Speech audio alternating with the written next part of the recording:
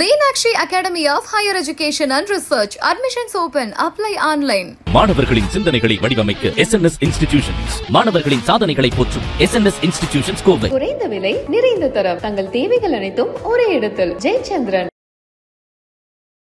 கள்ளழகர்னு சொல்லக்கூடிய நம்மளுடைய திருமாலிருஞ்சோலை அப்படின்னு சொல்லக்கூடிய கோவிலும் முருகப்பெருமானுடைய பழமுதிர்ச்சோலையும் ஒரே இடத்துல இருக்கக்கூடிய அற்புத திருத்தலம் தான் நம்மளுடைய பழமுதிர்ச்சோலை. சுவாமி முருகப்பெருமானை கும்பிட்டால் அத்தனை தெய்வங்களையும் கும்பிட்டதற்கு சமம்ங்கிறத அருணகிரிநாதர் ஒவ்வொரு திருப்புகள்லையும் என்ன சொல்லுவாருன்னா, இன்னைக்கு நம்ம பழமுதிர்ச்சோலைன்னு முழு பேர்லாம் சொல்றது இல்லை, அழகர் மலைன்னு தான் சொல்றோம். சோலை மலை, அழகர் மலை. ஏன் அழகர் மலைனா, அந்த காந்தாராங்கிறது என்னன்னா, அது இப்போ வந்தது கிடையாது. நம்ம தமிழ்நாட்டில் தொடங்கி இமயமலை வரைக்கும் இந்த பழக்கம் இருக்கு. அந்த பழக்கத்துக்கு பேர் என்ன தெரியுங்களா? வேலன் வெறியாடுதல்னு பேர். அது என்ன சார் வேலன் வெறியாடுதல் அப்படின்னா, இந்த மலையும் மலை சார்ந்த இடத்துக்கு குறிஞ்சின்னு பேர். இந்த குறிஞ்சிக்கு அடையாளமாக ஒரு கோவில் இருக்கும்னு சொன்னா அது பழமுதிர்ச்சோலை. இந்த சிலம்பிலிருந்து ஒரு கங்கை பிரவாகம் எடுத்து வந்தது. அந்த கங்கை இன்னைக்கும் நீங்க போனீங்கன்னா, சோலைமலை போனீங்கன்னா பார்க்க முடியும். அதற்கு பேர் தான் முருகனுடைய மிக அற்புதமான கோவில் பழமுதிர்ச்சோலை. இந்த கதையை நான் சொல்லணும்னு இல்லை, எல்லாருமே திருவிளையாடல் படத்தில் பார்த்துருப்பீங்க. கண்டிப்பாக இன்றைக்கி ஒரு பையன்கிட்ட கேட்டேன், ஔவையாரை பார்த்துருக்கியான்னு கேட்டேன். நேற்று தான் கேடிவியில் பார்த்தேன்னா, அவன் பார்த்தது கேபி சுந்தராம்பாள். நம்ம பல பேருக்கு ஔவையார்னா கேபி சுந்தராம்பாள் தான் ஞாபகம் வரும். அப்படி அந்த திருவிளையாடல் நடந்த இடம் இந்த பழமுதிர்ச்சோலை. அதை பின்னாடி விவரமாக சொல்கிறேன். ரெண்டாவது, இந்த மதுரைக்கே உள்ள தனி சிறப்பு என்னென்னா, தமிழுக்கும் மதுரைக்கும் இப்படி, அது மித்த ஊருக்கு எப்படியோ எப்படியோ, ஆனால் தமிழில் தான் தமிழ் சங்கம் இருந்த இடம். சிவபெருமான் 64 திருவிளையாடல்களை தன் திருப்பாதங்களால் நடந்த பூமி மதுரை. அதை விட இன்னொரு அதிசயம் என்னென்னா, முருகனுடைய 2 படை வீடுகளும் ஒரு சேர அமைந்த இடம் மதுரை. ஒரு பக்கம் திருப்பரங்குன்றம், ஒரு பக்கம் பழமுதிர்ச்சோலை. அதுக்கெல்லாம் நடுநாயகமாக மீனாட்சி சொக்கநாதர். இப்படி குடும்பமே அவ்வளவு அழகாக பிடிச்சி உட்கார்ந்த ஊர் அப்படின்னா அது நம்மளுடைய மதுரை தான். இந்த பழமுதிர்ச்சோலையில் என்ன விசேஷம் அப்படின்னா, இன்றைக்கி நீங்கள் பார்ப்பீங்க மதுரையில் ரொம்ப சிறப்பானது. என்றைக்குமே ஒரு வீட்டில் ஒரு தடவை கல்யாணம் வச்சாலே அவ்வளோ விசேஷமாக இருக்கும். மதுரையில் வருஷம் பூரா அவ்வளவு சிறப்பாக கொண்டாடுறது மீனாட்சி கல்யாணம். அதுக்கப்புறம் கள்ளழகர் ஆற்றுல இறங்குறது. அதுக்கப்புறம் பங்குனி உத்திரத்தன்னைக்கு தேவசேனா கல்யாணம் திருப்பரங்குன்றம். இப்படி இந்த கள்ளழகர்னு சொல்லக்கூடிய நம்மளுடைய திருமாலிருஞ்சோலை அப்படின்னு சொல்லக்கூடிய கோவிலும் முருகப்பெருமானுடைய பழமுதிர்ச்சோலையும் ஒரே இடத்துல இருக்கக்கூடிய அற்புத திருத்தலம் தான் நம்மளுடைய பழமுதிர்ச்சோலை. அதனால தான் நம்ம நிறையா பேர் என்ன சொல்கிறாங்க அப்படின்னா, ஒரு சந்தேகம் வரும். நான் இவ்வளோ நாள் சிவபெருமானை கும்பிட்டுருந்தேன், இவ்வளோ நாள் பெருமாளை கும்பிட்டுருந்தேன், நான் திடீர்னு இப்போ முருகனை கும்பிட்டா அந்த சாமி கோச்சுக்குவாங்களா அப்படின்னு நிறையா பேர் கேட்குறாங்க. ஒன்று அது நம்ம தான் கோச்சுக்குவோம். அப்படி நீ என்ன என்கிட்ட இப்போ பேசுகிறதா, நீ அவங்ககிட்ட பேசுகிறேன்னு அப்படியெல்லாம் சுவாமி கோச்சிக்க மாட்டாங்க. சுவாமி முருகப்பெருமானை கும்பிட்டால் அத்தனை தெய்வங்களையும் கும்பிட்டதற்கு சமம்ங்கிறத அருணகிரிநாதர் ஒவ்வொரு திருப்புகள்லையும் என்ன சொல்லுவாருன்னா, பெருமாளுடைய மருமகனே, பெருமாளுடைய மருமகனே. பெருமாளை சொல்லாமல் திருப்புகளை சொல்கிறது அவ்வளவு கம்மி. அப்படி அதுக்கு அவ்வளவு சாட்சியாக பெருமாளும் முருகனும் ஒரு சேர அமைந்த திருத்தலம் பழமுதிர்ச்சோலை. அதுக்கு பேரே என்ன தெரியுங்களா? இன்றைக்கி நம்ம பழமுதிர்ச்சோலைன்னு முழு பேர்லாம் சொல்கிறது இல்லை, அழகர் மலைன்னு தான் சொல்கிறோம். சோலை மலை, அழகர் மலை. ஏன் அழகர் மலைனா, 2 அழகனும் அங்கே இருக்கக்கூடியது. ஒன்று கண்ணன்னு சொல்லக்கூடிய கல் அழகர், அவருக்கு பேரே அவ்வளவு அழகு. அதனால் கல்லழகர் இருக்கக்கூடிய இடம், பக்கத்தில் அழகே வடிவான முருகப்பெருமான் இருக்கக்கூடிய இடம். இந்த பழமுதிர்ச்சோலையில் முக்கியமாக நம்ம பார்க்க வேண்டிய அதிசயம் என்னென்னா, சங்க பாடல்களில் நம்மளுடைய முருகக்கடவுளனுடைய வழிபாடு அப்படின்னு சொன்னால் நம்ம நினைக்கிறோம் நம்ம தினமும் பூஜை பண்ணுறோமே, அதுதான். அப்படி கிடையாது. சங்க இலக்கிய பாடல்களில் எப்படி நம்மளுடைய மலைவாழ் மக்கள் முருகனை பூஜை பண்ணாங்க அப்படிங்கிறத நக்கீரர் அப்படியே படம் பிடிச்சி நம்மளுடைய திருமுருகாற்று படையில் கொடுத்துருக்கார். சமீபத்தில் நீங்கள் ஒரு படம் ஒன்று பார்த்துருப்பீங்க, காந்தாரான்னு ஒரு படம். அதை பார்த்து காந்தாரான்னு நினச்சி நிறைய பேர் கத்திக்கிட்டே இருந்தாங்க வீட்டில்.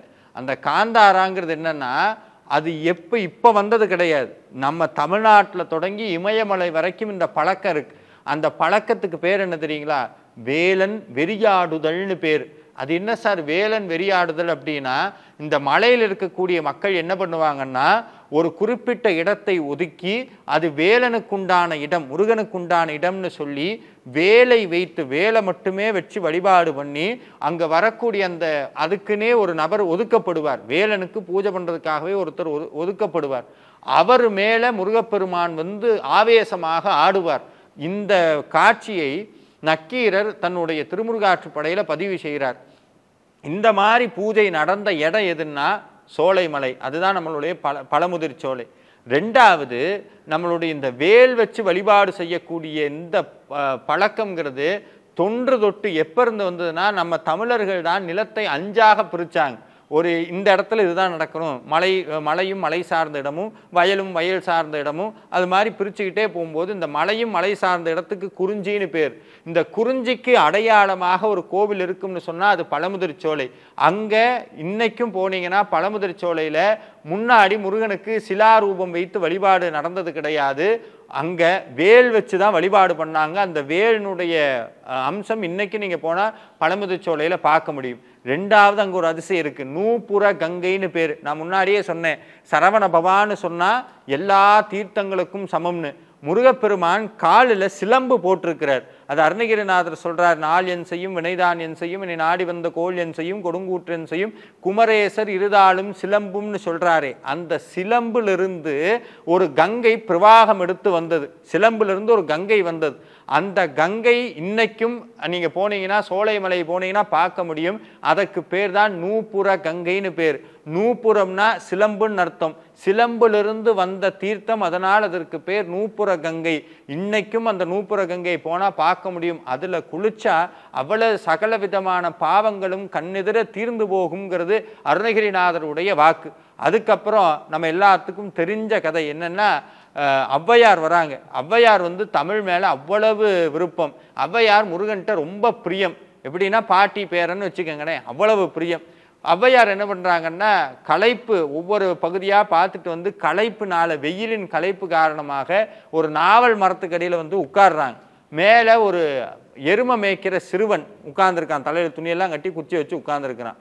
இப்படி மேலே பார்த்தா நாவல் பழம், பசிக்குது, சாப்பிட்லான்னு சொன்னால் பாட்டிக்கு ஏரியெல்லாம் பறிக்க முடியாது.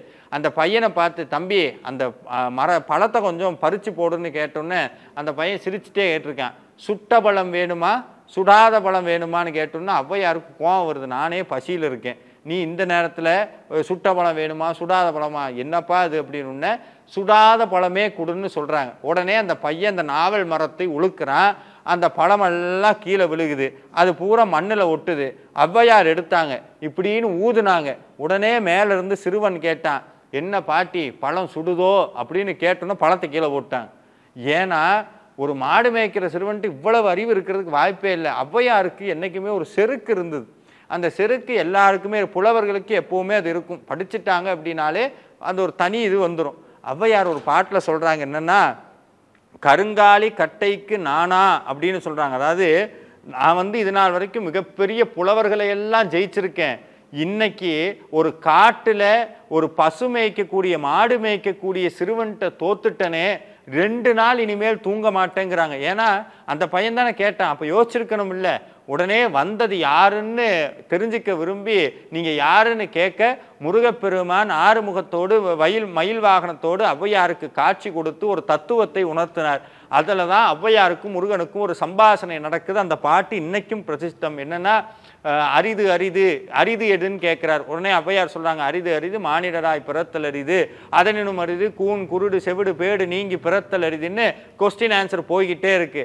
அதில் முருகப்பெருமான் சொல்கிறார், ஏன் அந்த நாவல் பழத்து திருவிளையாடல் நடத்தினார் அப்படின்னா, நம்மளுடைய வாழ்க்கையும் நாவல் பழம் மாதிரி தான். நம்மளுடைய வாழ்க்கையிலும் மண் ஒட்டி இருக்குது. முருகப்பெருமான் கேட்குறார், சுட்ட பழம் வேணுமா சுடாத பழம் வேணுமான்னு. நம்ம மேலே ஒட்டி இருக்க மண்ணை முருகப்பெருமான் நினைத்தால்தான் அதை அப்படி மாற்றி விட முடியும்னு காட்டக்கூடிய திருவிளையாடல் நடந்த இடம் பழமுதிர் சோலை. இன்னைக்கும் நாவல் மரம்னு சொல்லக்கூடிய மரம், உலகத்தில் எல்லா நாவல் மரமும் எப்போ அந்த பழமானது வரும் அப்படின்னா, பழம் வந்து காயாய் கனிஞ்சு அந்த பழம் எப்போ வரும் அப்படின்னா, அதோட சீசன் ஆடி ஆவணி இந்த மாதத்தில் மட்டும்தான் வரும் எல்லா நாவல் மரத்துலையும். ஆனால் இன்னைக்கும் பழமுதிர் சோலையில் இருக்கக்கூடிய மரம் மட்டும் நம்மளுடைய கந்த சஷ்டி நடக்கக்கூடிய ஐப்பசி மாசத்துல மட்டும்தான் அந்த மரம் வந்து பூத்து காய்த்து அப்படியே அந்த பழம் வரும். இன்னைக்கு நீங்க போனா அதை பார்க்க முடியும். இது 2வது விஷயம். 3வது என்னன்னா, அங்க இருக்கக்கூடிய முருகப்பெருமான் அந்த அறுபடை வீட்டிலேயே வள்ளி தெய்வ யானையோடு ஒரே பீடத்தில் இருக்கக்கூடிய முருகன் அந்த பழமுதிர் சோலை முருகன் மட்டும்தான். அல்ல 2 விஷயங்க. பழமுதிர் சோலை முருகனை போய் தரிசனம் பண்ணா ஒரு மிகப்பெரிய விஷயம் என்னன்னா, இந்த நூப்புர கங்கையில குளிச்சுட்டு முருகனை போய் தரிசனம் பண்ணணும். ஒவ்வொரு படை வீடிலும் ஒரு தீர்த்தம் இருக்கும். அதை நீங்க ரொம்ப உன்னிப்பா கவனிக்கணும். நிறைய பேர் திருச்செந்தூர்ல நாளிக்கிணறை மட்டும்தான் பிரதானமா சொல்றாங்க. ஆனா ஒவ்வொரு படை வீடுலையும் ஒரு தீர்த்தம் இருக்கு. இந்த தீர்த்தத்துக்கு என்ன பிரசித்தம் அப்படின்னா, சுவாமியினுடைய திருப்பாதங்கள்ல இருந்து வந்தது. அதுக்கப்புறம் முருகப்பெருமானுடைய அனுகிரகத்தினால மயிலினுடைய அர்த்தத்தை அருணகிரிநாதர் புரிந்து கொண்டது இந்த பழமுதிர் சோலை தான். அதான் ஆன தனி மந்திர ரூப நிலை கொண்டு ஆடு மயில் என்பது தெரியேனேங்கிறார். அப்படி மயில் வந்து முருகப்பெருமானுடைய மந்திரமாக இருக்குங்கிறத கற்றுக்கொண்ட இடம் சோலைமலை. இது எல்லாத்தையும் தாண்டி அங்க இருக்கக்கூடிய முருகனுக்கு அழகன்னு பேரு. வேடர்கள் எல்லாம் பூஜித்தனாலே அவருக்கு பேர் அழகன்னு பேர்.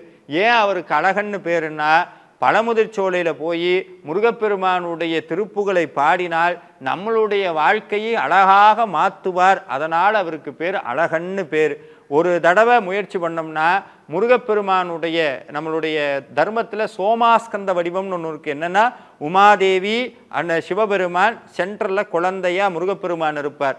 அந்த குழந்தை இவங்களை சேர்த்து தரிசிக்கக்கூடிய வடிவத்துக்கு பேர் சோமாஸ்கந்தர்னு பேர். அது இயற்கையாகவே அமைந்த இடம் எதுன்னா மதுரை தான். அதனால்தான் மதுரைக்கு போனால் ஒரே நாளில் நம்மளுடைய சோமசுந்தரன்னு சொல்லக்கூடிய சுந்தரேஸ்வரரையும் மீனாட்சியும் திருப்பரங்குன்றம் முருகனையும் அதே மாதிரி சோலைமலை முருகனையும் சேர்ந்து தரிசனம் பண்ணோம்.